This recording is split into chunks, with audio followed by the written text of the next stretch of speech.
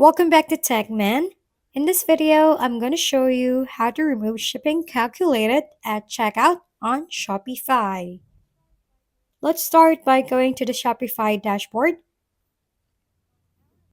On our left side, go to Products. Then you can see your products over here. Click on that, scroll down, and navigate to Shipping over here. Toggle off this physical product. Don't forget to save this one. Then head over to your online store. On your product theme over here, click the three dots and go to Edit Language. On the search bar, search for Calculated at Checkout on the cart section. And this first option, delete this Calculated at Checkout on this box. On the next tab, let's change all of this to include, then hit Save. And there you have it. If we've been helpful, kindly give us a thumbs up. And don't forget to hit the subscribe and bell button for more contents. For any questions and suggestions, comment down below.